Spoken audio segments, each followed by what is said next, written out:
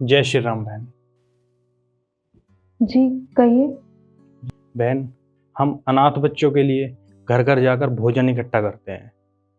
फिर चाहे हमें भोजन मिल जाए, रोटी मिल जाए, अनाज हो, चावल हो, जो आपकी इच्छा हो आप वो हमें दे दीजिए। अनाथ बच्चों के भोजन के लिए बहुत मदद होगी। आप ये सब अनाथ बच्चों के लिए करते हैं? जी, बनाने वाले ने हमें इंसान बनाया है और इंसान ने धर्म और मज़हब बनाया है। जब भी हम उन बच्चों की मदद करते हैं तो हम उनमें ये नहीं देखते कि वो हिंदू है, मुसलमान है, उसका क्या धर्म है। जो अनाथ है, जो भूखा है, जिसको ज़रूरत है, हम सबको भोजन कराते हैं। इसीलिए मैं आपके पास आया हूँ और मैं आपसे ये कह रहा हूँ कि जो आपसे मदद हो सके आप वो मदद कर दीजिए। जी भाईजान, आप यहीं इंतजार कीजिए, हम लेके आते हैं। जी।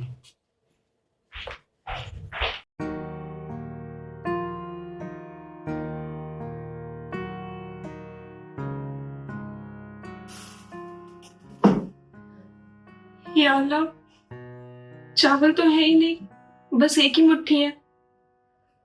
अब मैं उन्हें क्या दूंगी? या आप कैसा इम्तिहान ले रहे हैं अपने बंदों का।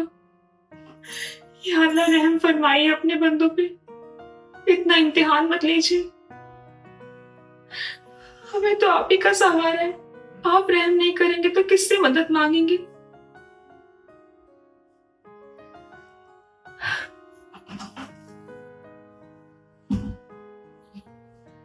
अगर ये अनाज हमने भाईजान को दे दिया तो शाम को खाने के लिए कुछ नहीं बचेगा।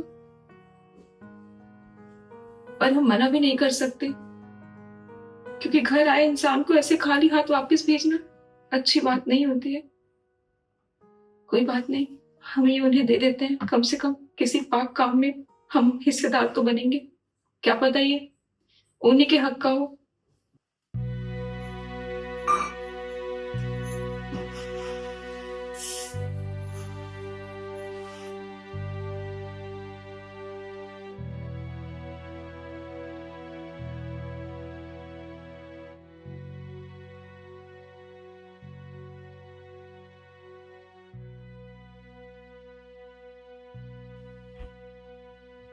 ये आप पानी पी लीजिए।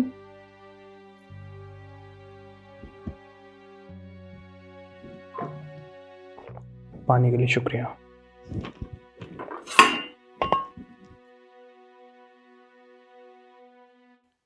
बहन, बस इतने से चावल, इनमें तो क्या होगा। माफ कीजिएगा भाईजान, पर अभी तो घर में इतने ही चावल हैं।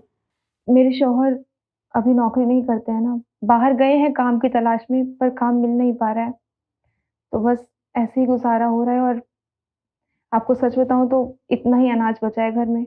मुझे तो ये भी नहीं पता कि जब शाम को ये आएंगे तो मैं इन्हें क्या खिलाऊंगी बना के। बहन, आप चिंता मत करो। आपने उन अनाथ बच्चों के बारे में इतना सोचा और अपने बारे में बिल्कुल भी नहीं सोचा। आपके घर में एक मुट्ठी चावल थे, वो भी आपने मुझे दे दिए। जब आपने उन बच्चों के बारे में इतना सोचा है तो भगवान आपके बारे में ज़रूर सोचेंगे। और वो कहते हैं ना कि रात चाहे कितनी अंधेरी क्यों ना हो, सवेरा ज़रूर होता है। दुख चाहे कितने ही हो, खुशी ज़रूर आती है। आज समय खराब है तो आपका समय ज़रूर बदलेगा। पर मैं जान सकता हूँ ये कौन है? ये हमारे भाईजान हैं। अम्मी और अब्बू के गुजर जाने के बाद इन्हें बहुत बड़ा सदमा लगा और तब से इनकी ये हालत हो गई है। हम तो रोज अल्लाह से दुआ करते हैं कि इनको ठीक कर दे, पर शायद हमने ही कुछ ऐसे काम किए होंगे तभी हमारे साथ ये सब हो रहा है। मैं भगवान से प्रार्थना करूँगा कि आपके दुख जल्दी ख़त्म हो और आपके घर में खुशियाँ आएँ। आपकी दुआओं के लिए शुक्रिया भाईजान। मैं चलता हूँ। जय श्री राम।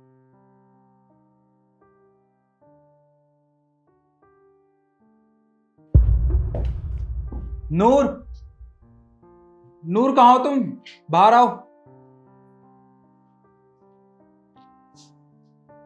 आगे आप बहुत थक गए होंगे ना, मुझे माफ कीजिएगा।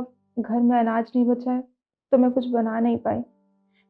पर आप फिक्र मत कीजिए, मैं ताई जान से जाके कुछ सामान लेके आती हूँ उधार, उन्हें वापस कर दूंगी जब हमारे पास हो जाएंगे पैसे। तो हाँ, आप फिक्र मत कीजिए, मैं बना दूंगी कुछ। रुको, तुम्हें कहीं जाने की कोई ज़रूरत नहीं है। ना मैं गुस्सा हूँ और ना ही मुझे भूख लगी है, बल्कि मैं तुम्हें एक सरप्राइज देना चाहता हूँ। अभी अब क्या हो गया? बताता हूँ। ये लो, ये पैसे तुम रखो। या अल्लाह, इतने सारे पैसे ये कहाँ से आए आपके पास? अरे बताऊंगा तुम्हें, पहले एक और खुशखबरी तो सुनो। तुम्हें पता नहीं होगा पर मेरी नौकरी लग चुकी है। क्या? अल्लाह का बहुत बहुत शुक्र है कि आपकी नौकरी लग गई। पर ये पैसे? बताता हूँ तुम्हें। वो जब मैं आज इंटरव्यू दे के आ रहा था ना, तब मुझे सड़क पे कुछ समझ नहीं आ रहा, करूँ तो आखिर क्या करूँ। मेरे सारे डॉक्यूमेंट पूरे हैं, मैंने इतनी पढ़ाई भी की है, उसके बावजूद भी मुझे नौकरी नहीं मिल रही। मेरी पिछली नौकरी छूट चुकी है, इतना टाइम हो गया मुझे। अब मैं क्या करूँ, कुछ समझ नहीं आ रहा।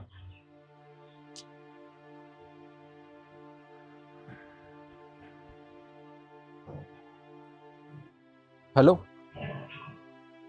जी, क्या मेरी मेरी नौकरी लग चुकी है? जी जी ठीक है, कल मैं टाइम पे आ जाऊंगा जी। या अल्लाह, सच कहते हैं तू कभी अपने बंदों को मायूस नहीं करता। आज तेरी वजह से मुझे नौकरी मिली है। एक काम करता हूँ, घर चलता हूँ और घर जाके ना नूर को एक खुशखबरी देता हूँ। पर ये खुशखबरी मैं नूर को बिना मिठाई के दूंगा तो अच्छा नहीं लगेगा।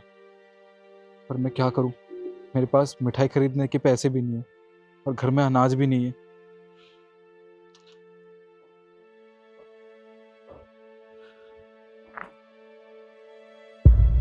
अरे ये पैसों की गड्डी किसकी रह गई यहाँ पे? यहाँ तो आसपास कोई दिखाई भी नहीं दे रहा है। अब किससे पूछूं?